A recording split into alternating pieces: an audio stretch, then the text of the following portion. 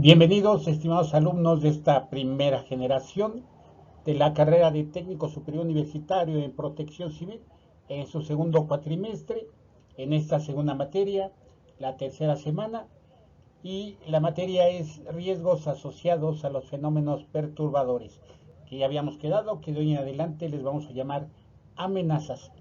El día de hoy vamos a comenzar con con las amenazas que son de origen antrópico, es decir, el hombre es el que las produce, el hombre es el que crea el entorno ideal para que éstas se generen.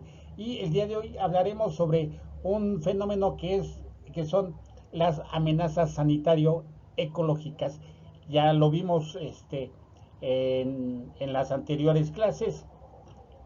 El marco de Sendai precisamente nos habla sobre las amenazas biológicas que son las que vienen. El COVID, la pandemia del COVID nos puso en claro que estas se pueden llevar a cabo o que pueden ocurrir debido a que el hombre eh, juega con la naturaleza o convive con naturaleza para la cual no está preparado. Entonces vamos a ver el día de hoy la génesis y cómo pueden afectar este tipo de amenazas a la vida humana para que ustedes después de ver esto, de analizarlo, se pongan a trabajar en las medidas que se deben de hacer tanto en la gestión prospectiva, es decir, evitar que el riesgo se produzca, gestión correctiva, es decir, no lo puede evitar, pero ahora lo voy a controlar. Y por último, en la gestión reactiva del riesgo de desastre. En cuanto a gestión prospectiva, hay muchas cosas que podemos hacer, como lo vamos a mencionar en un momento. Entonces, pasemos a ver precisamente esta tercera semana con los fenómenos o las amenazas sanitario-ecológicas. Vamos a hablar acerca de las amenazas sanitario-ecológicas que vemos aquí: contaminación del agua, contaminación del suelo e incluso del aire, y enfermedades o epidemias o pandemias que se pueden generar. Pero vamos a ver esto que es muy importante, cómo lo define la Ley General de Protección Civil. La Ley General de Protección Civil nos dice que se considera un fenómeno sanitario ecológico al agente perturbador que se genera por la acción patógena de agentes biológicos que afectan a la población, a los animales y a las cosechas, causando su muerte o la alteración de su salud. Las epidemias o plagas constituyen un desastre sanitario en el sentido estricto del término. En esta clasificación también se ubica la contaminación del aire, el agua, el suelo y los alimentos. Bien, como nos dice aquí, es la acción patógena de los agentes biológicos. Recordemos que el COVID fue generado se dice, aún no está correctamente bien estudiado, si fue por un pangolín o fue por un murciélago que supuestamente una persona compró, lo guisó para comerlo y de ahí sobrevino la enfermedad, el virus que inmediatamente se propagó y que ha tenido hasta actualmente varias mutaciones. Y se dice que va a ser un virus endémico, es decir, o más bien una enfermedad endémica, es decir, que va a seguir habiendo COVID.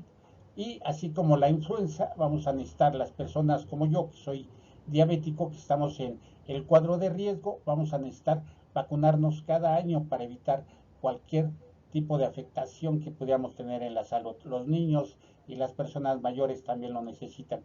Entonces, señores, esto es muy importante: la contaminación del agua, la contaminación del suelo a través de todo lo que se va, todos los lixiviados que se van hacia el subsuelo y que incluso se van hasta los mantos acuíferos contaminando el agua, y estos agentes patógenos que atacan a las aves, a veces a los animales que el hombre pudiera consumir para su beneficio y que los conlleva a contraer ese tipo de enfermedades. Entonces, así es como lo define la Ley General de Protección Civil a los fenómenos de tipo sanitario ecológico. Seguimos con la clase. Siguiendo con nuestro tema, necesitamos saber en dónde se desarrollan, en dónde ocurren este tipo de amenazas. Y bueno, ¿dónde ocurren? Pues en los ecosistemas. Lo que son ecosistemas, que es donde el ser humano coexiste con las plantas, los animales y otra serie de relaciones que se dan ahí de cuestiones abióticas y bióticas que vamos a ver a continuación, y que es ahí donde se puede llevar a cabo una degradación de este ecosistema. Y bueno, se define como ecosistema al conjunto de especies en un área determinada que interactúan entre ellas y con su ambiente abiótico. Mediante procesos como la depredación, los animales depredan para alimentarse. El ser humano se dice que es uno de los peores depredadores, aunque lo hacemos eh, para alimentarnos también de manera consciente, y se crean granjas para criar a los animales que nosotros consumimos.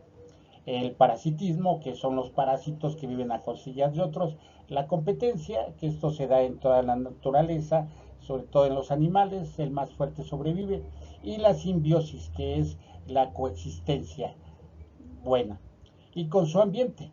Al desintegrarse y volver a ser parte de la energía y del ciclo de energía y nutrientes, es decir, cuando una planta se muere, cuando el ser humano se muere, cuando los animales se mueren, vuelven a ser parte a desintegrarse, a ser parte del ambiente, y con eso se genera energía. Las especies del ecosistema, incluyendo bacterias, hongos, plantas y animales, dependen unas de otras, ¿sí? Es decir, hay una interrelación. Las relaciones entre las especies y su medio ambiente resultan en el flujo de materia y energía del ecosistema. Entonces, esto es la definición de ecosistema. Y aquí, a su derecha, pueden ver diferentes tipos de ecosistemas, ya que no todos los ecosistemas son iguales, ¿sí? Aquí hay un ecosistema polar, aquí hay un ecosistema del desierto, aquí hay un ecosistema, se puede decir, de llanuras, ¿sí? Aquí hay un ecosistema de la tundra, de la selva, del bosque de pinos, y todos tienen diferentes animales, diferente flora, diferente fauna, diferentes agentes que conviven, coexisten con los seres humanos que ahí se desarrollan y coexisten con ellos. Entonces, esto es muy importante, que ustedes analicen este término, porque precisamente al verse alterado este ecosistema, como lo vamos a ver en un momento, es cuando se genera un desequilibrio ecológico que trae como consecuencia los fenómenos o amenazas de tipo sanitario ecológico. Bien, seguimos con nuestra clase. Bien, bien, vamos a hablar ahora de un término que salió por ahí, aunque yo lo amplié ahí en la definición de ecosistema. Únicamente venía factores bióticos, pero yo le añadí factores bióticos y los factores abióticos. ¿Qué son? ¿Para qué sirven en un ecosistema?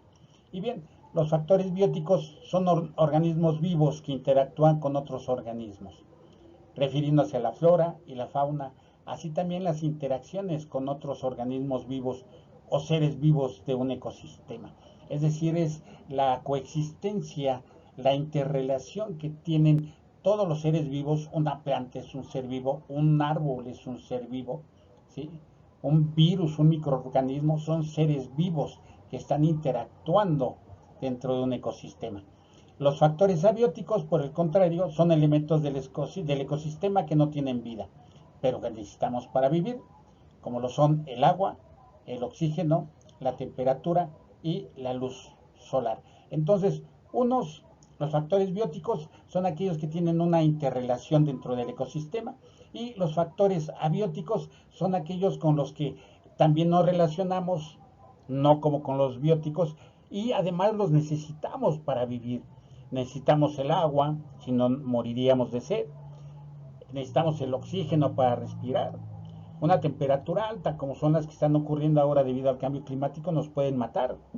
Y la luz solar también es muy necesaria, inclusive para el ser humano, ¿sí? De hecho, a mí me recetó a la doctora que tenía que asolearme porque mi piel necesitaba vitamina K. Entonces, estos, señores, son los factores bióticos y los factores abióticos que necesitamos para vivir. ¿Por qué? Porque el sol, al caer sobre las plantas, sobre todo lo que es lo que hay en los bosques, en todo lo que es flora y fauna, señores, se genera la fotosíntesis, ¿sí? La fotosíntesis, que es un intercambio de dióxido de carbono que consumen las plantas y nos dan a cambio oxígeno que es necesario para vivir. Entonces aquí se ven los componentes, los consumidores, herbívoros, carnívoros, hay un calor, una descomposición en hongos o bacterias, y aquí tenemos las interrelaciones. De hecho, señores, los depredadores, si no existieran, habría una enorme cantidad de fauna que podría ser nociva para el ser humano y para los ecosistemas. Entonces, los depredadores tienen su función dentro de un ecosistema. Entonces, estos son los factores bióticos y los factores abióticos. Unos son los que se relacionan entre sí, hablando de seres vivos, y los otros son aquellos que necesitamos para poder existir, para poder vivir, tanto los seres humanos como los factores bióticos, ¿eh?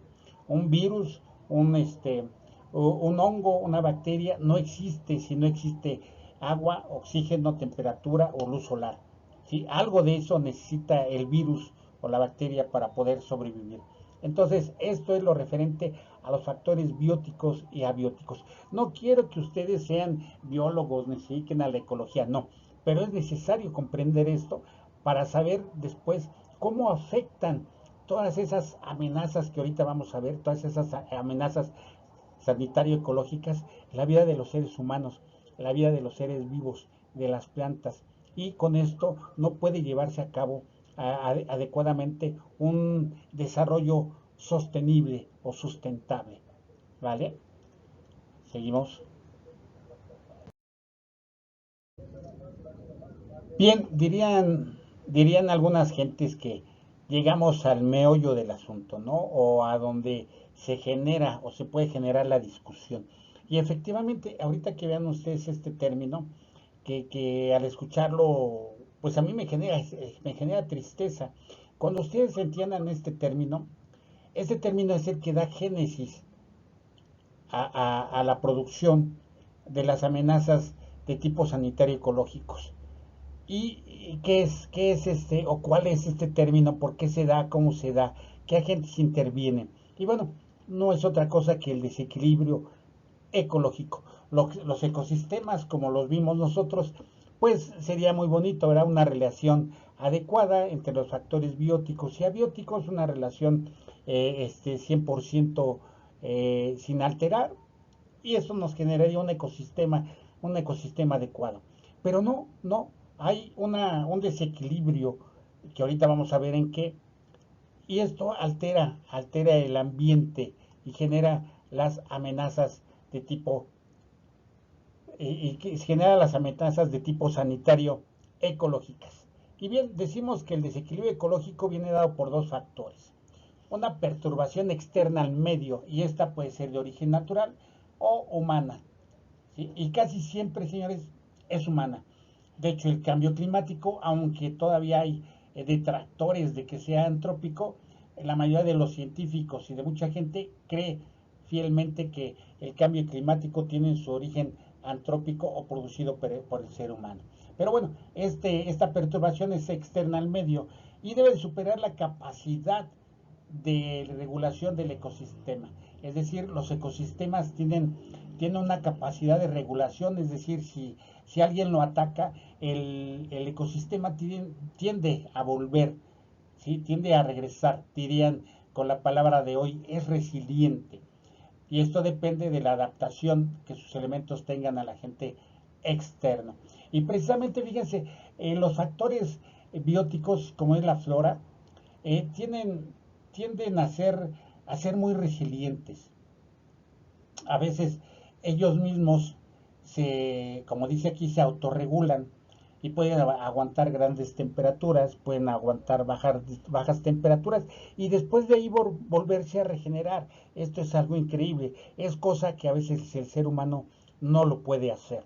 El ser humano lo exponen a mucho calor y le vas a generar mucho daño, sobre todo si no está acostumbrado, y en algunos casos inclusive pueden provocarles la muerte. Ajá. Dice, el desequilibrio ecológico es entonces, por lo tanto, la desregulación de los ciclos y redes de los ecosistemas, provocando así que cambien drásticamente y se destruyan. Es decir, los ecosistemas tienen un ciclo. Si tú tiras un árbol, debemos de permitir que haya un ciclo para su regeneración.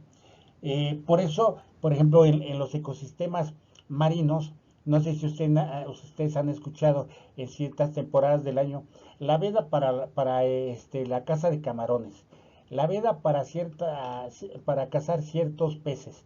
Entonces, todo eso es porque precisamente los ecosistemas tienen un periodo de regulación, ¿sí? Tienen sus propios ciclos y por eso a veces se prohíbe porque hay una escasez de ese alimento debido a la alta necesidad del ser humano de proveerse de él. Entonces por eso se dan las temporadas de veda en algunos casos en las costas marinas y por otro lado, por ejemplo, las, este, las aletas de tiburón, ¿sí? Que son o se consideran afrodisíacos en algunos países asiáticos. Eso a veces genera en los países donde se dan los tiburones una escasez porque no se les permite entrar a una regulación y regenerarse la especie. Entonces, esto ocasiona que drásticamente estos cambios son drásticos y se destruyen. La causa, fíjense, la causa de este suceso suele ser sobreexplotación de los recursos, que es lo que yo les decía, es decir, viene la temporada de camarones y todos los pescadores se dedican a sacar los camarones, a veces sin control, se tienen que permitir ciertas toneladas, ellos rebasan las toneladas y esto origina una sobreexplotación. ¿Sí? Inclusive en otras especies, en otras especies animales, donde también se genera esta sobreexplotación. Gestión del territorio, una mala gestión del territorio, señores. Los cambios de uso de suelo que no tienen por qué. Cambiamos un suelo agrícola y lo destinamos a un desarrollo urbano, como ocurre en todos los lugares de México y creo que en algunas partes del mundo, ¿sí? Donde esas tierras agrícolas, como ya no nos producen nada, vamos a cambiarlo para que, bueno, ya no puedo yo cosechar, entonces ahora voy a construir casas, voy a construir departamentos para rentarlos, para venderlos y de esa manera generar recursos. Contaminantes orgánicos, es decir, toda la basura, todo lo que genera el ser humano entra en contacto en ese ecosistema y genera su desequilibrio. Y contaminantes inorgánicos, que también los hay, ahorita vamos a ver cuáles son. Dice, las consecuencias de un desequilibrio ecológico dependen de la gravedad y de los factores que lo han causado, como la erosión, la desertificación, los desastres naturales, que aquí todos sabemos que no existen los desastres naturales, pero así venía el texto. Dice, para evitar llegar al punto del desequilibrio es necesario tomar medidas políticas y planes para preservar el medio ambiente a nivel global. Y esta parte es muy importante. Medidas políticas y planes para preservar el medio ambiente. Y es donde entra, señores, la gente que nos dedicamos a la gestión del riesgo de desastre, a gestionar los riesgos. Acuérdense que la principal función de los gestores de riesgo, la principal función es tener un adecuado y buen desarrollo sostenible para un país. Entonces es por esto que necesitamos saber este tipo de cuestiones. Y bien, fíjense esta imagen que a mí me, me reflejó mucho cuando la encontré y que es el desequilibrio ecológico. Las ciudades, y de este lado tenemos otros ecosistemas, un revólver donde puede salir algo que dañe precisamente esos ecosistemas si no tenemos cuidado y que ya está haciendo es algo antrópico, el cambio climático que que se está peleando, se está generando precisamente una batalla política y a nivel global precisamente para evitar que este cambio climático llegue a un punto que sea irreversible. Se dice que si la temperatura aumenta 1.5 grados sobre la que tenemos actual, ya no hay vuelta atrás. Vamos a tener un aumento constante de temperaturas, va a haber una exacerbación de fenómenos hidrometeorológicos, como ya lo vimos y les vuelvo a repetir. Ya hay por ahí estudiosos de las cuestiones que tienen que ver con ciencias de la Tierra, que hablan de ya escalar, válgame la redundancia, la escala Saffir-Simpson, para hablar incluso de fenómenos de huracán categoría 6. Entonces, todo esto, señores, tiene que ver con ese desequilibrio ecológico. El fenómeno del niño, señores, el fenómeno del niño tiene que ver con este desequilibrio ecológico. Entonces, aunque son periodos que ocurren constantemente en la Tierra, el niño es un fenómeno de este tipo, pero también se ve alterado precisamente por este cambio climático, y es lo que dicen que ocurrió precisamente con Otis. En la temporada que ocurrió Otis había fenómeno del niño en México, más aparte el cambio climático produjo unas altas temperaturas por encima de lo normal en esa parte del mar donde se desarrolló Otis. Eso fue lo que ocasionó que evolucionara tan rápidamente de una categoría 2 a una categoría 5 o incluso superior. Entonces, esto es lo que tiene que ver con el desequilibrio ecológico. Los riesgos sanitario-ecológicos, entonces, son el resultado del desequilibrio ecológico en los ecosistemas. ¿Producido por qué? Por incendios forestales, graves inundaciones, erupciones volcánicas, que ahorita vamos a ver cómo intervienen, y periodos de sequías. Entonces, señores, todo esto tiene que ver con la forma en que se generan los fenómenos o las condiciones que permiten la generación de riesgos o de amenazas de tipo sanitario ecológicos. Todo esto tiene que ver, y ahorita vamos a ver qué es lo que tiene que ver y cómo se producen. Entonces, esto es algo fundamental y que tenemos que evitar, señores. Los incendios forestales se tienen que acabar. Infortunadamente, mucha gente dice que es por la temporada de calor. Esto no es cierto, señores. Esto, en la mayoría de las partes de países en vías de desarrollo, que sé que ya no se utiliza ese tema, pero yo lo sigo utilizando, de países en vías de desarrollo, son de origen humano la mayoría de los incendios. En muchas partes, por ejemplo en España, se decretó una ley que en lugares que se consideraban ecológicos o de cierto cuidado ecológico, ¿sí? Si se suscitaban incendios que eran creados por el hombre, esos incendios, se iba a dejar pasar un tiempo, me parece que eran 10 o 20 años, ¿sí? Que había una veda en esos terrenos. No podías, aunque haya habido un incendio, hayan quedado inservibles y ya no se reproduzca ahí en la naturaleza, ¿sí? Iban a quedar ahí por un espacio de 10 o 20 años hasta que se pudieran volver a utilizar, porque lo que hacía mucha gente era quemar sus tierras agrícolas, quemar las zonas que ya no le daban a él para vivir, y después las vendía, y ahí se generaban o se construían casas, residencias, departamentos que rentaban, y eso les producía dinero. Entonces hay que tener mucho cuidado con esto, y como pueden ustedes ver, la mayoría son de origen antrópico. Incluso hay sequías que son de origen antrópico, hay sequía meteorológica, me queda muy claro, ¿sí? Pero hay también sequías antrópicas. Entonces, vamos a ver a continuación. De hecho, no sé si ustedes estuvieron inscritos en el curso pasado sobre programas especiales del CENAPRED, y se habló que me parece que el mes que entra va a haber precisamente un curso para hablar sobre sequías, pero va a durar 2 días. Entonces se pidió que los que pudieran asistir los 2 días se inscribían, si no, dejaran que la gente que sí puede se inscriba a este curso cuando salga la convocatoria. Entonces, por ahí, si ustedes quieren estar pendientes para que aprendan aún más acerca de las sequías. seguimos con nuestro curso.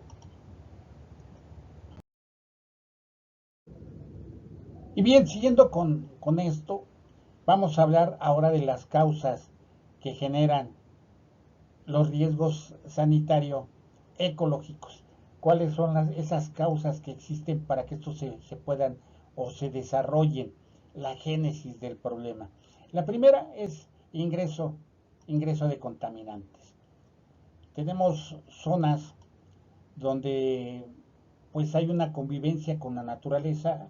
Por ejemplo, acá en esta zona de Atizapán, no sé si ustedes conozcan, hay una zona residencial hasta arriba de esa parte, de ese cerro se podría decir, que hay una adecuada convivencia entre las residencias que hay ahí con la naturaleza, porque se permitió precisamente esa coexistencia entre las grandes residencias y la naturaleza que ya habitaba ahí. De hecho, son lugares muy bonitos. Entonces, imagínense ahora en algunas zonas donde no se pueda llevar a cabo esta coexistencia adecuada y se invade o se cambia suelo natural, que en este caso puede ser, como yo les decía, suelo agrícola, y ponemos casas. Pero no tan solo eso, sino que ahora corren por ahí carreteras, este, hay grandes zonas de almacenes y todo ese tipo de cuestiones. Eso genera ingreso de contaminantes, señores. Y aquí, por donde tienen su casa, se puede ver claramente. Antes teníamos una división entre Cuautitlán Izcalli y Tepozotlán. Tepozotlán, que es un pueblo mágico. Y antes llegaban ustedes a entrar por la zona de Cuautitlán hacia Tepozotlán y había grandes sembradíos de maíz, había cosas muy bonitas, huertas y todo ese tipo de cosas. Y bien, ahora de un tiempo acá se cambió el uso de suelo, la gente vendió sus terrenos y hoy hay almacenes de centros de distribución, hay empresas, hay gasolineras, corren por ahí, es el corredor de entrada del transporte que va para allá y obviamente mayor contaminación porque los centros de distribución necesitan allegarse mercancía, pero también llevarse mercancía hacia los sitios de venta. Entonces, eso se refiere al ingreso de contaminantes, señores. Después tenemos la introducción de especies exóticas, esto es en hábitats animales, introducción de especies exóticas que a veces no tenemos el conocimiento, señores. Por ejemplo, traen un periquito de esos verdes a la ciudad e infortunadamente el pajarito se escapa, se empieza a tener relaciones con otro tipo de pájaros y eso va a alterar las especies. Sí, eso va a alterar el ecosistema en esa zona. Esto pasa en el mar también, ¿eh? Hay peces que se llevan de un lado a otro sin saber qué es lo que va a pasar y después estos peces generan grandes desequilibrios ecológicos en el lugar a donde son llevados, ¿no? Entonces, esta es lo que se refiere a introducción de especies exóticas. Después, obviamente, el cambio climático.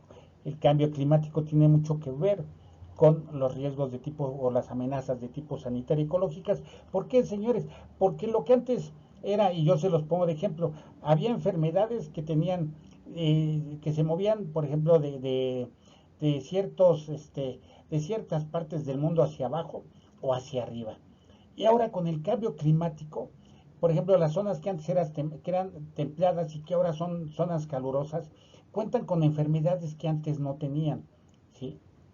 Y de hecho se habla de que si sigue ese deshielo de los polos, esos virus, esos gases que existían desde hace muchos miles de años y que están encerrados ahí, al entrar en contacto con el ser humano y con el medio ambiente de esta época, va a producir grandes cambios, señores, ¿eh? Entonces hay que estar muy pendientes con esto que se puede generar. Después, desaparición de especies endémicas. De especies endémicas son especies que son naturales de ese lugar y que por cuestiones de sobreexplotación desaparecen, ¿sí? Y esto genera un desequilibrio ecológico muy grande. Incremento de la población de algunas especies, es lo que les decía yo, señores. La gente, sobre todo en provincia, es que el lobo mató a mi vaca. y salen y matan a todos los lobos o a la mayoría de los lobos que había en el pueblo. ¿Y esto qué va a ocasionar, señores?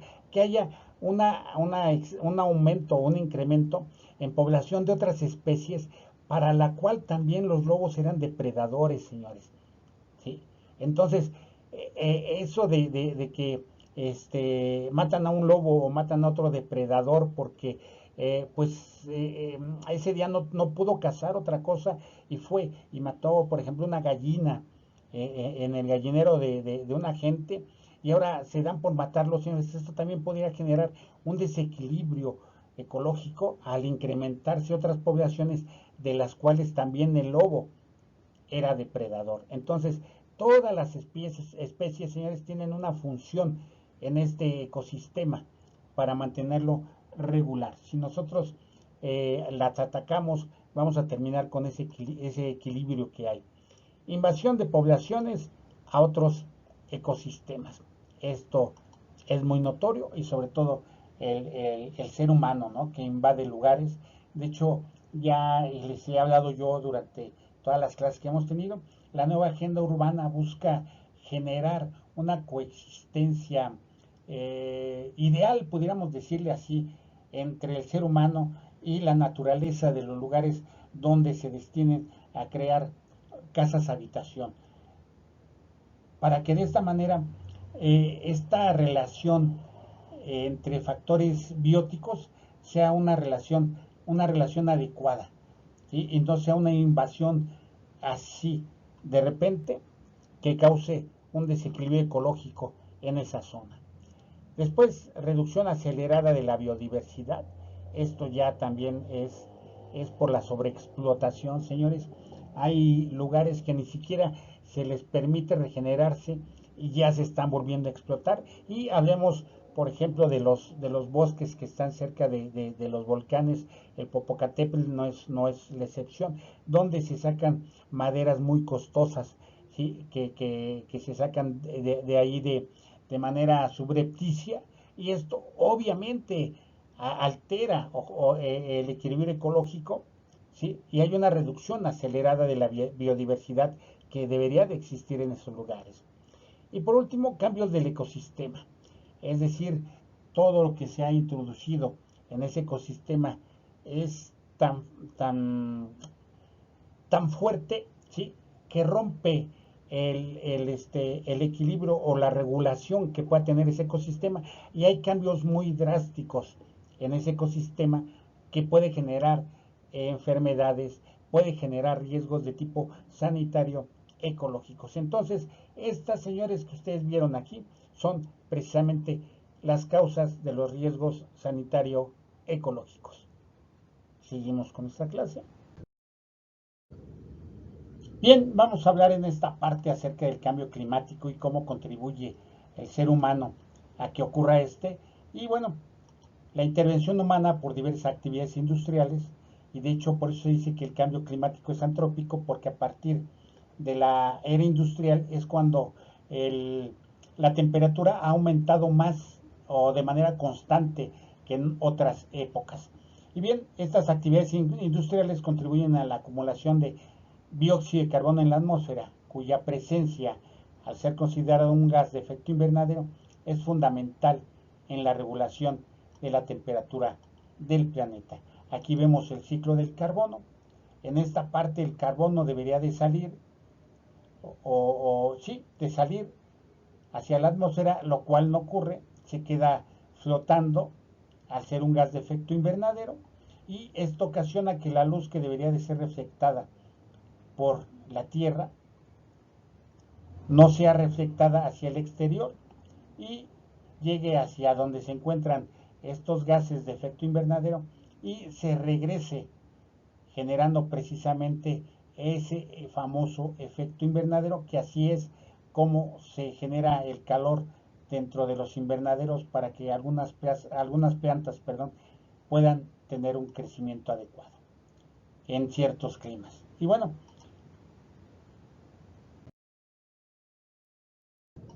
seguimos con estas aportaciones que hace la humanidad a este cambio climático y a este desequilibrio ecológico. esto que ven ustedes aquí, que es la contaminación de los ríos. Y fíjense que tristemente no recuerdo cómo se llamaba esa presa, o no, bueno, no se llama presa, ese espejo, esa laguna, perdón, que había en Michoacán y que todos gozábamos de su vista cuando íbamos por el arco norte, desapareció. Y fíjense que cuando leo una de las causas es porque ahí se reciben todas las aguas residuales que vienen de Morelia, señores. Imagínense, entonces, eh, atacamos a la naturaleza, a nuestros factores abióticos con los cuales deberíamos tener una adecuada relación porque dependemos de ellos, señores, dependemos del sol, del agua, ¿sí? Y sin embargo, los depredamos, señores. Aquí ven estas aguas residuales que van a dar, obviamente, a un río, a una presa, y que después son llevadas a ríos que son de agua natural, por decir algo, sea agua fresca, cristalina, para consumo humano y que se contaminan, señores. Y por lo tanto, todo lo que se da en esa parte de donde esto se contamina deja de ser puro y es un desequilibrio ecológico el que ocurre, como en la laguna de Zumpango, que ya se está viendo que también está desapareciendo, producto o por efecto de todo ese desequilibrio que se tiene. Después acá tenemos en un hábitat marino toda la contaminación que se tiene. Viene Semana Santa, señores, y ustedes van a acudir a las playas, así todo lo que entre, señores, de botellas de refresco, de latas de cerveza, de alimentos, todo lo que entre, señores, tengan la bondad de sacarlo, porque esto que ustedes dejan en las orillas del mar, viene la marea alta, se lo lleva y contamina los mares. Y por último, la contaminación industrial, que desde hace muchos años se habla de industria limpia y sin embargo algunas industrias aún no entran en esta categoría y sigue una gran contaminación. Escuchaba por ahí, creo que es en Monterrey, la refinería de Cadereyta, y aquí tenemos muy cerca la refinería de Tula, señores, también, que causa una gran contaminación a todas las colonias, a todos los, este, los hábitats, a todos los ecosistemas que se encuentran cercanos a esas plantas de Pemex, ¿no? Entonces, estas son las contribuciones que tiene la humanidad para ocasionar el cambio climático.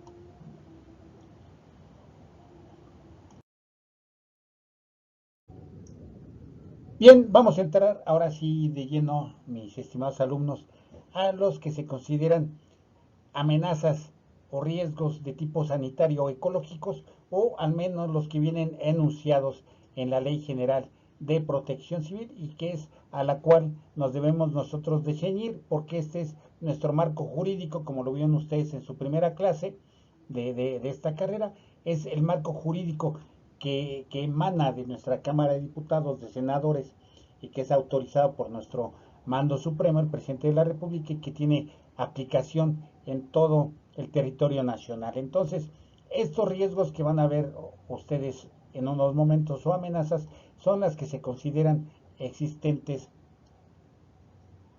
al menos en México. Y tenemos, en primer lugar, las epidemias, que no voy a adentrarme en ello, ahorita vamos a entrar a la explicación de qué es cada una. Epidemias, plagas, contaminación del aire, contaminación del agua, contaminación del suelo y contaminación de los alimentos. Imagínense todo esto junto, todo lo que puede generar, de hecho las plagas pueden generar epidemias, la contaminación de los alimentos puede causar muertes. Entonces el estudio de todo esto y de saber cómo se generan y de saber en qué parte podemos nosotros ser prospectivos. Y como les decía yo, esto es un poquito más fácil de manejar porque son provocados por el hombre. ¿Sí? El hombre tiene cierto poder para evitar que esto sucedan o que se terminen de una manera rápida, dependiendo de la situación que se presente. Entonces, estos son los riesgos de tipo sanitario ecológicos que están postulados en la Ley General de que están postulados en la Ley General de Protección Civil de México. Y bien, vamos a ver o hablar acerca de las epidemias, ¿no? Y decimos que se cataloga como epidemia cuando una enfermedad se propaga activamente debido a que el brote se descontrola y se mantiene en el tiempo.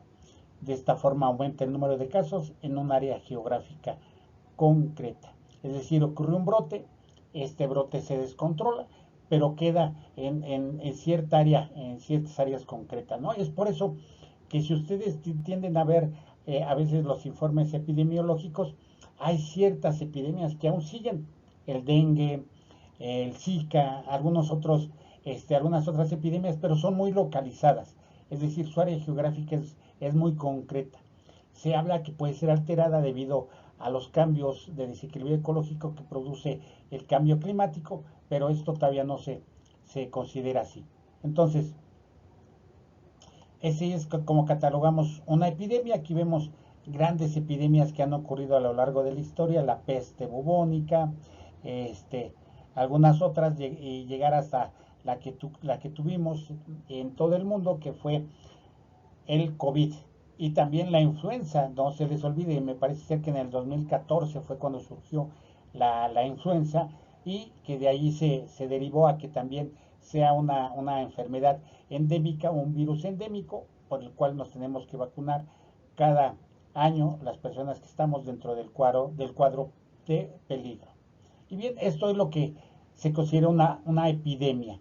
Ahora lo que ocurrió vamos a ver lo que ocurrió con el COVID-19 y que se considera una pandemia. Se considera una pandemia cuando la epidemia se ha extendido por varios países, continentes o todo el mundo y que afecta a un gran número de personas. Fíjense que aquí en esto de la pandemia, a mí me dio mucha, no sé si llamarle risa o llamarle tristeza, de personas que aún en este momento siguen dudando de que exista o de que haya existido la pandemia del COVID. A mí me duele porque esto genera muertes y además porque tuve grandes amigos que sigan a la medicina prehospitalaria y otras cuestiones que fallecieron por este virus, por este COVID. Y me duele que haya gente que aún pone en duda su existencia y que no se cuidan. Donde yo viajo, que es el tren suburbano y las combis, luego va gente tosiendo, y gente de edad, gente tosiendo, gente estornudando sin las medidas adecuadas. Yo lo que hago de manera inmediata es ponerme mi cubrebocas para evitar cualquier situación que me pudiera afectar a mi salud, ¿no? Entonces, esto es considerado una pandemia, señores. Y el virus que se transmite fácilmente entre especies, pero también se puede transmitir a las personas y después se transmite de persona a persona a través de vías aeróbicas y anaeróbicas, señores, que esto es algo que tienen algunos virus que se pueden, no de contacto directo con la persona, sino por el aire, en un cuarto donde se encuentran las mismas personas, se puede transmitir por el aire ese virus y que nos causa una pandemia global, ¿no? Y así fue el COVID. Se cree que fue un pangolín, o en otras partes se cree que fue un murciélago que un agente compró, que no desinfectó adecuadamente. Bueno, y aunque lo hubiera desinfectado, si es un virus que ya traía el animal, pues de nada le iba a servir. Entonces la persona lo comió, resultó infectada y después se realizó la transmisión de persona a persona, y creo que después hubo por ahí que se transmitía por medio del aire. Entonces, esto es lo que se llama pandemia, señores. Y así como hay pandemias y epidemias, también hay otras que vamos a ver a continuación. Y bien, así como decimos que se causa una epidemia y posteriormente una pandemia, también existen las endemias.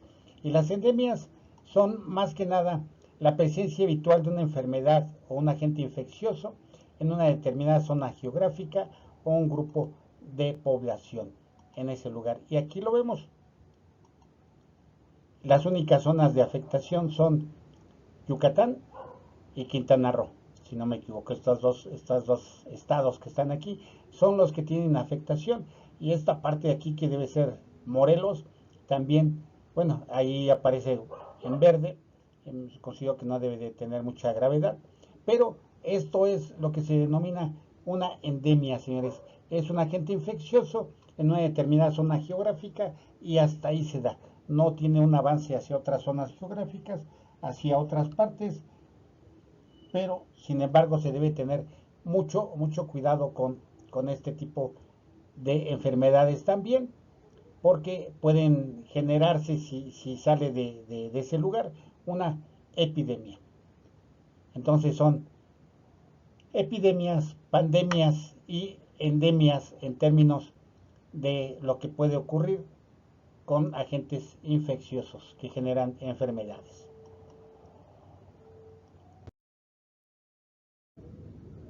Y bien, ya les había dicho yo que no pretendo hacerlos especialistas, ni sismólogos, ni vulcanólogos, ni médicos, ni epidemiólogos, pero sí que conozcan la génesis de todas las amenazas que se pueden generar en los 6 tipos que tenemos, para que de esta manera ustedes sepan cuál va a ser su papel como gentes que nos dedicamos a la gestión del riesgo de desastre, o algunos de ustedes son paramédicos, o si hay otros que son médicos y quieren adentrarse en este mundo de la gestión de riesgo de desastre y por eso están aquí. Entonces, tienen ustedes o saben ustedes la génesis y tienen conocimiento de cómo pueden actuar en gestión prospectiva, gestión correctiva o gestión reactiva en todos los tipos de amenazas que tenemos dependiendo de los tipos de fenómenos que se pueden generar.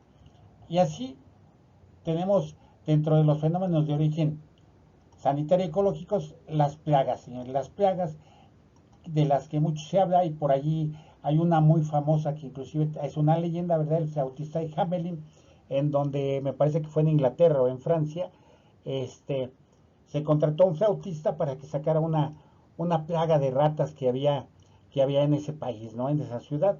Y fue una historia que apareció en nuestros libros precisamente de lectura y que es muy famosa precisamente por eh, hablar sobre plagas y sobre cómo se controló esa plaga, ¿no? Bien, entonces la Organización Meteorológica Mundial define a las plagas urbanas como cualquier especie biológica que pueda transmitir enfermedades infecciosas al humano, dañar el hábitat y bienestar urbano cuando su existencia perdura en el tiempo y las poblaciones están por encima del umbral de tolerancia. Fíjense que a este respecto leí el año pasado, me parece, que en Nueva York hay una plaga de ratas, señores, que inclusive en el metro, de hecho, hay una imagen donde una persona pega en la parte de abajo de una máquina y salen muchas ratas de ahí del metro de Nueva York. Entonces, debemos de estar muy pendientes de las que se puedan generar en el lugar donde ustedes viven. Por ejemplo, en Morelos recuerdo que hay cierta temporada del año donde se produce ¿cómo se llama esta cosa?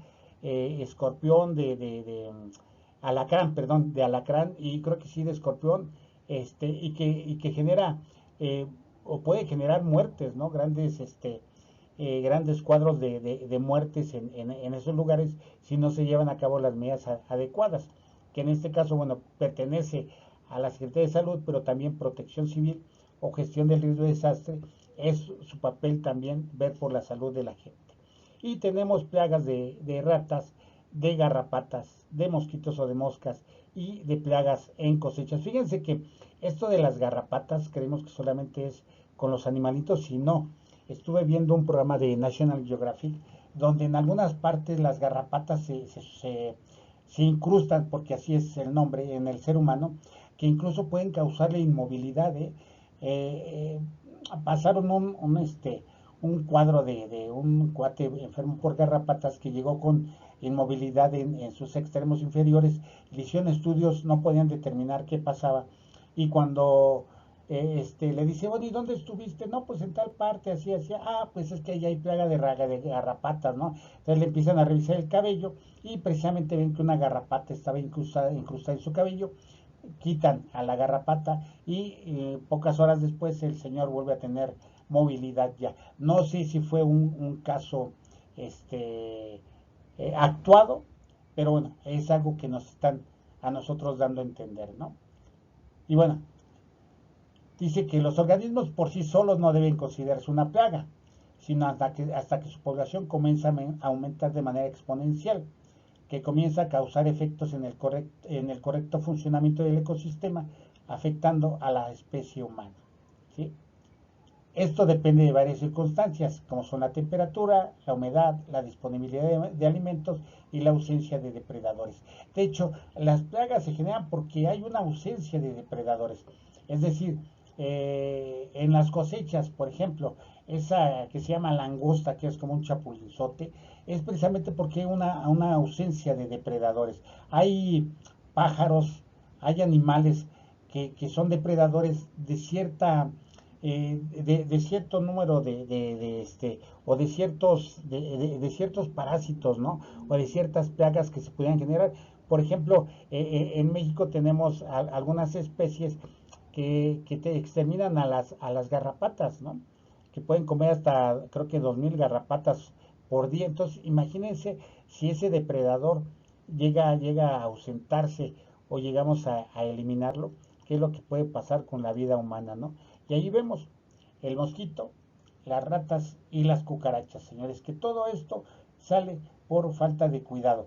Los mosquitos, ya se ha dicho, por ejemplo, en donde hay zika, que evites los charcos, que si tienes trastes con agua almacenada por muchos días o que te cae agua de lluvia y se crean charcos afuera de tu casa, bueno, procures que esos charcos no existan para evitar que se produzca el mosquito, las cucarachas a través de una adecuada limpieza, igual que los roedores, si no tienes alimento en tu casa que ellos puedan o disponible para los roedores, pues no va a existir una plaga, ¿no?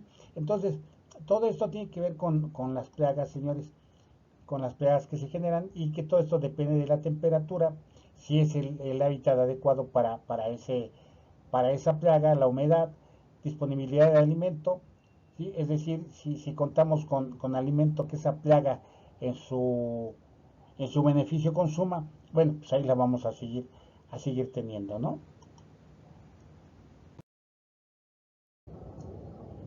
Y bien, como gestores del riesgo de desastre ya hablamos sobre epidemias, sobre pandemias y todo lo que tiene que ver con enfermedades que pueden ser transmisibles y considerarse epidemias, señores, y con las que tenemos que trabajar junto con la Secretaría de Salud.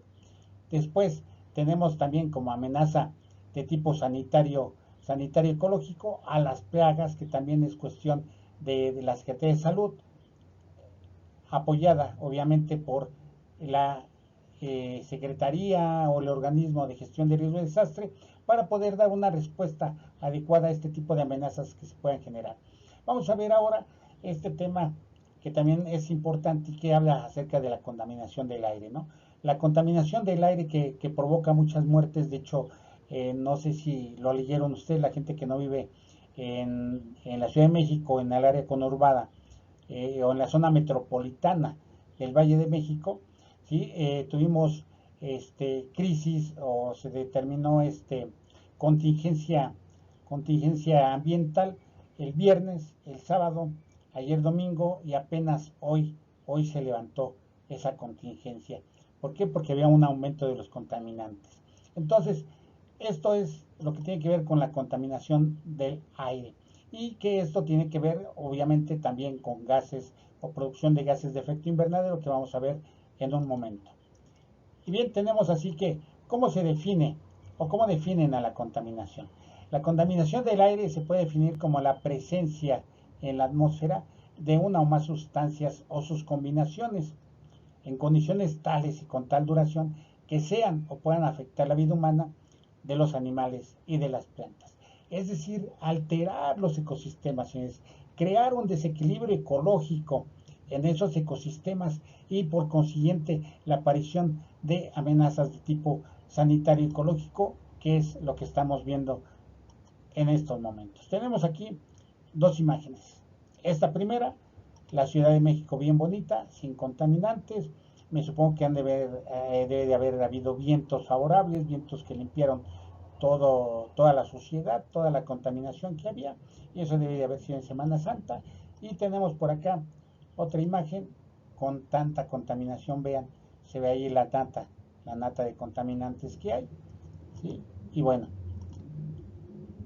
esta es la Ciudad de México, y así están muchas ciudades, Monterrey, Guadalajara, algunos otros estados tienen ciudades que ya están llegando a este nivel.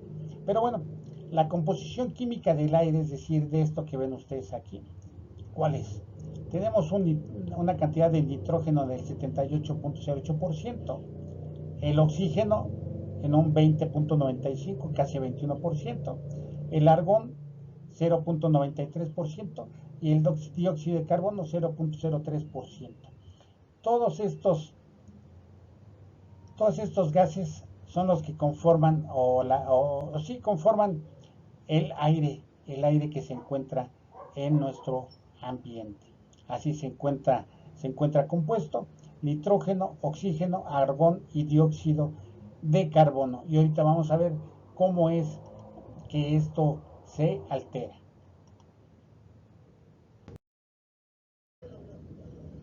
Bien, vamos a hablar ahora acerca de las principales fuentes de contaminación, donde van a ver ustedes datos muy reveladores.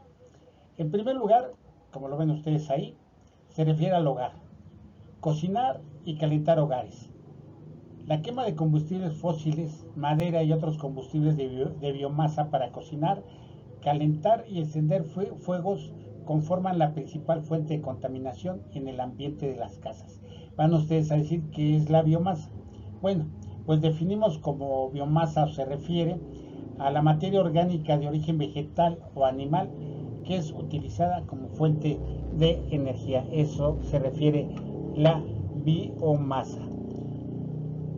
Y aquí viene un dato revelador: 3.8 millones de muertes prematuras, casi 4 millones de personas mueren de manera prematura al año a causa de enfermedades relacionadas con la contaminación del aire interior, la gran mayoría en países en vías de desarrollo.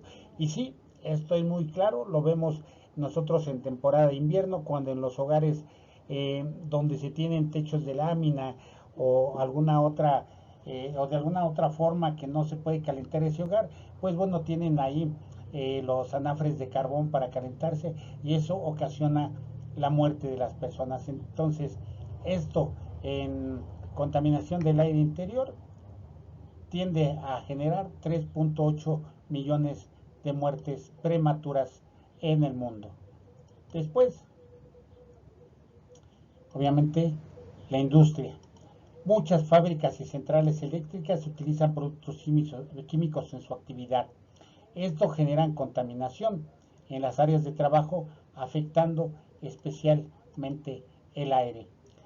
La quema a gran escala de carbón y petróleo es la causa principal de la contaminación industrial. Es la quema a gran escala de combustibles fósiles, como el petróleo, el carbón y el gas.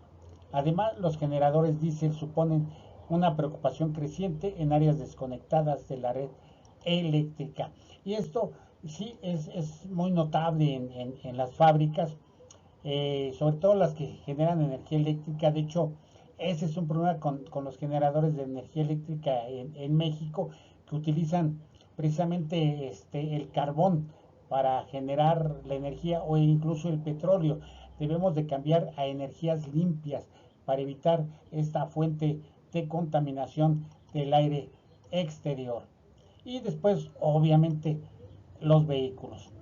Transporte, combustibles fósiles. Una de las fuentes máximas de contaminación del aire son los combustibles fósiles, tales como la energía que emanan los automóviles por su combustible, el cual emite dióxido de carbono que después asciende hasta la capa atmosférica. Y recuerden que es un gas de efecto invernadero. Aquí viene otro dato revelador: 400.000 muertes prematuras. El sector del transporte mundial representa casi un cuarto de las emisiones de dióxido de carbono relacionadas con energía, una proporción que está aumentando. Las emisiones del transporte se han relacionado con casi 400.000 muertes prematuras. Y efectivamente el transporte, que todo esto, señores, a veces resulta paradójico, se ve en las COP, las, este, las reuniones que se tienen para hablar sobre el cambio climático. Y como les decía yo, paradójicamente los grandes potentados y las grandes autoridades que llegan a estas reuniones llegan en aviones, en jets que utilizan combustibles fósiles y llegan en vehículos particulares, es decir, en carros, a las COP, a los foros que se va a hablar de cambio climático, llegan casualmente o paradójicamente en vehículos que funcionan con combustibles fósiles, en lugar de cambiar a combustibles o más bien a vehículos tirados o que generen o que la energía sea generada por energía transparente como vehículos eléctricos, ¿no? Y esto les decía yo, es paradójico, pero también a veces resulta contradictorio que en algunos países que se tienen vehículos eléctricos no se dispongan de un medio para recargar las baterías de esos vehículos y se tenga que utilizar un generador diésel para cargar esos vehículos eléctricos. Entonces imagínense qué paradójico utilizar un generador diésel que ocasiona gran contaminación para cargar las baterías de un vehículo eléctrico que no genera contaminación, ¿no? Qué contradictorio. Entonces, así las cosas.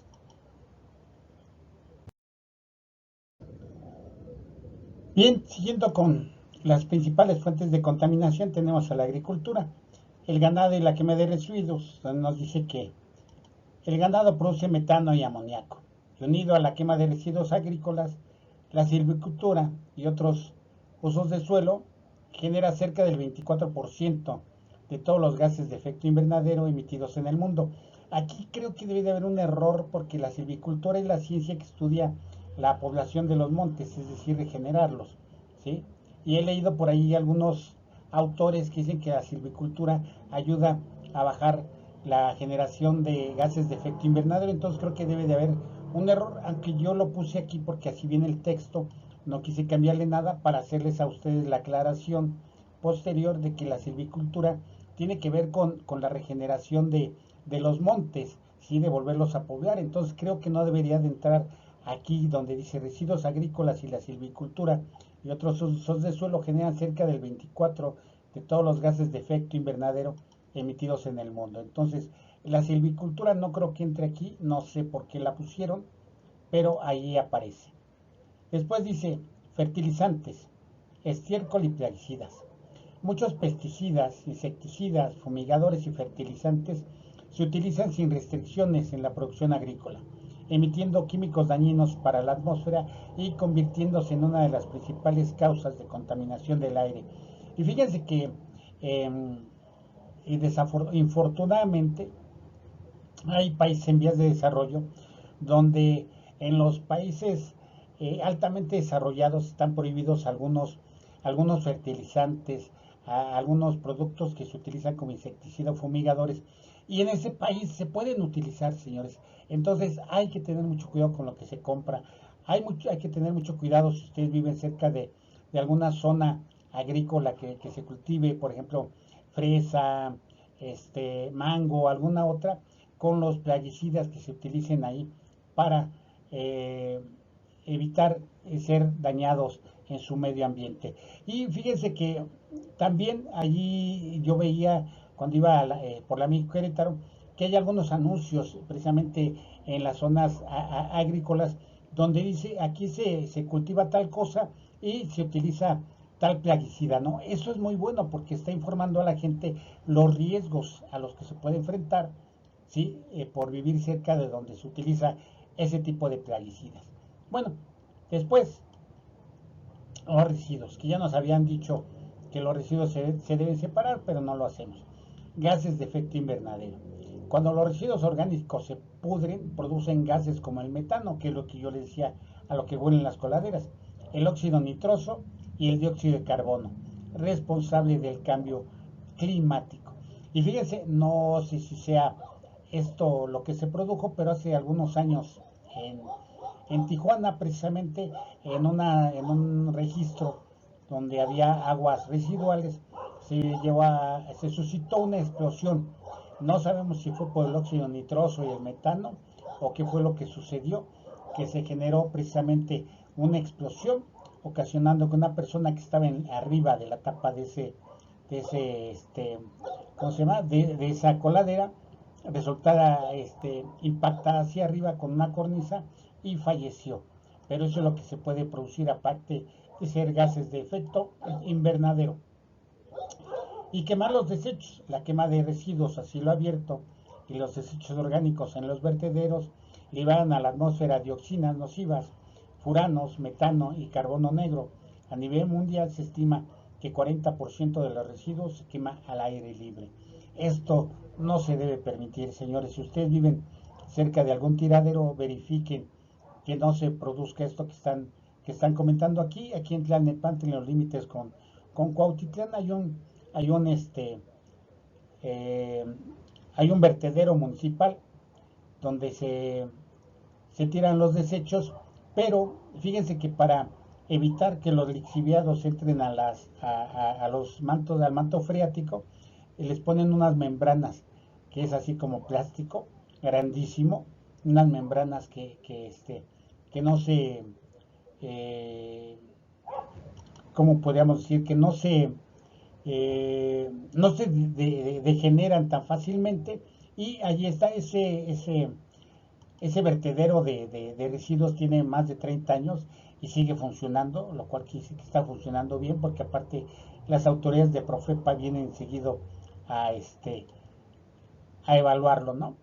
Y por último, fíjense otras fuentes naturales, erupciones volcánicas. Los volcanes expulsan a la atmósfera elementos altamente contaminantes, como el azufre, el hidrógeno, el cloro, el flúor, el metano o el dióxido de carbono. Estos gases algunos son de efecto invernadero y pueden traer consecuencias. Y aparte, los incendios forestales. Los incendios ocasionados de forma natural liberan una gran cantidad de gases, como el monóxido y el dióxido de carbono, además de polvo y cenizas que contaminan primeramente el aire y después los suelos. Entonces, estos, señores, son las principales fuentes de contaminación. Vean ustedes en cuáles pueden actuar, en cuáles, junto con autoridades municipales o estatales de salud o de otro tipo, pueden trabajar para evitar o mitigar el impacto a la atmósfera de estos gases, sobre todo los gases de efecto invernadero que se pueden generar.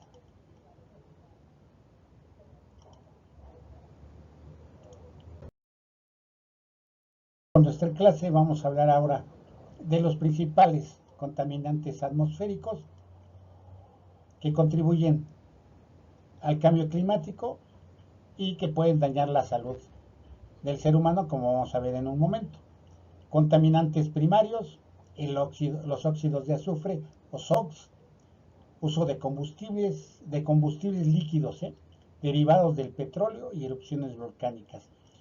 Dice aquí uso de combustibles líquidos derivados del petróleo, pues la gasolina, el diésel, todos los derivados del petróleo, ¿no? Después, monóxido de carbono, producto de la combustión de vehículos y quemas agrícolas. Dióxido de nitrógeno o NO2, producto de la combustión de vehículos principalmente. Partículas PM10 y PM2.5, derivadas de la quema de leña y o carbón, construcciones y caminos no pavimentados. ¿Qué significa PM? No es ni la hora ni es partes por millón, es partículas menores a 10 micras y partículas menores a 2.5 micras. O sea, su tamaño es tal que si se encuentran en el aire o en la atmósfera, el ser humano los puede respirar, puede penetrar a los pulmones y causarnos daños, ¿sí? Después tenemos los contaminantes secundarios, el ozono o O3, que es producto de reacciones químicas de los COP y los NOx con la luz solar. Ahorita vamos a ver cuáles son los COP y los NOx. Los NOx, bueno, ya habíamos hablado por acá, los dióxidos de nitrógeno.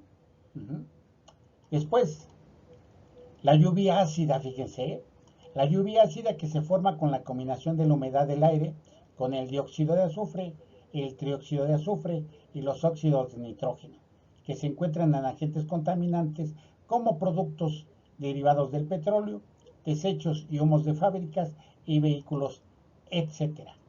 Y después, los COP, que ya habíamos hablado aquí, los COP, los compuestos orgánicos volátiles, que son debido al uso de solventes y gasolina, y además las fugas de gas LP. Todos hemos olido a lo que huele una pipa de gas, que no debería de oler porque obviamente reparten gas, pero no debería de oler porque únicamente lo transportan.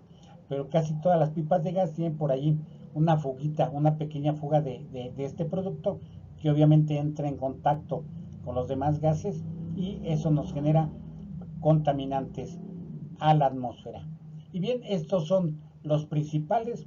Vean ustedes en cuáles pueden contribuir a evitarlos y tener mucho cuidado. Cuando ustedes lean en los boletines que hay partículas PM10 y PM2.5, tengan mucho cuidado porque les voy a repetir, son partículas menores a 10 micras y partículas menores a 2.5 micras. O sea, su tamaño es tan pequeño que se encuentran en forma volátil en la atmósfera, entran por nuestras vías respiratorias y pueden penetrar incluso hasta los pulmones, o más bien no pueden, penetran hasta los pulmones, ocasionándonos graves daños. Y bueno, vamos a ver. Bien, vamos a hablar ahora acerca de el efecto o lo que causan en el cuerpo humano estos contaminantes, que se les llama contaminantes criterio, ¿no?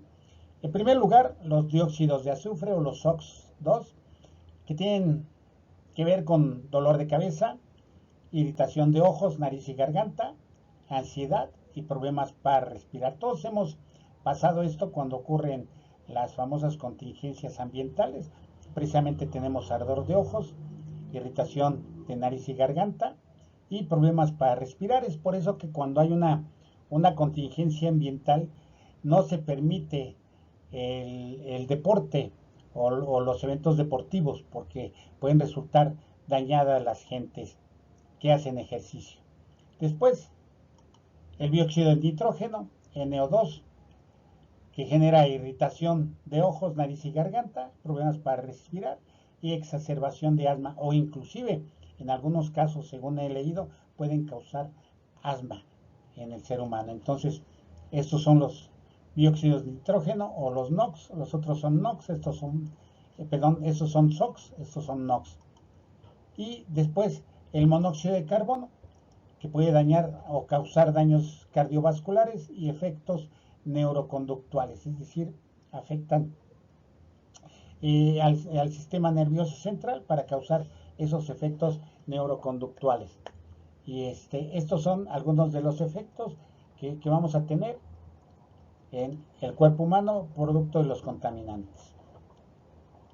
La siguiente, lo que yo les decía, partículas suspendidas menores a 10 micrómetros o menores a 10 micras.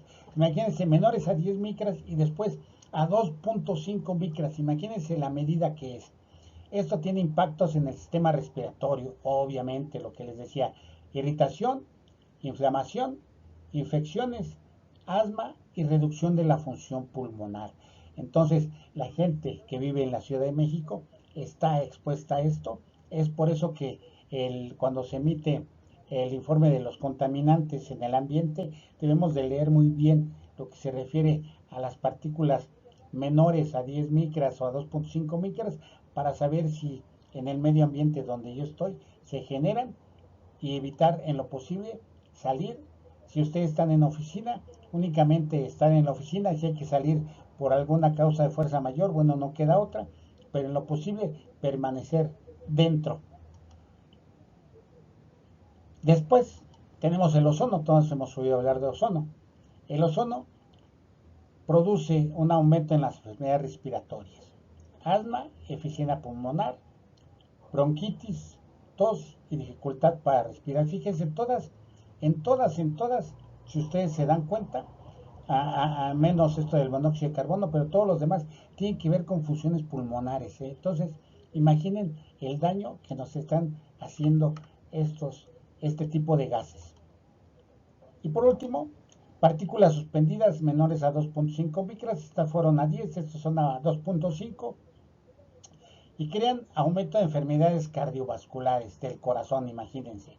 Impacto en los sistemas nervioso central y reproductivo, imagínense, o sea, imagínense el grado, perdón por la tos, a lo que ya llegan estas partículas menores a 2.5 micras para causar o impactar en los sistemas nervioso central y reproductivo. Y por último nos causan EPOC, que no sé si ustedes han escuchado de esta, que es una enfermedad pulmonar obstructiva crónica. Es decir, es algo que se ocasiona sobre todo en los fumadores y que aparte viven en zonas expuestas a mucha contaminación. Se causa la EPOC y es horrible, según los médicos, vivir con esto porque las funciones pulmonares disminuyen y tienen que andar los enfermos de esto con su carrito y con su tanque de oxígeno cargando. Y bueno, hasta aquí vamos a ver esta primera parte de las amenazas de tipo sanitario ecológicos. Vamos a seguir en el siguiente video con las otras tres para que no sea muy largo. Y bueno, con esto terminamos esta clase.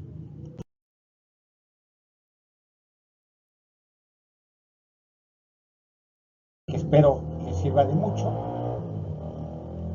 y espero que haya sido de su agrado y les sirva en su vida cotidiana. Nos vemos en la siguiente clase.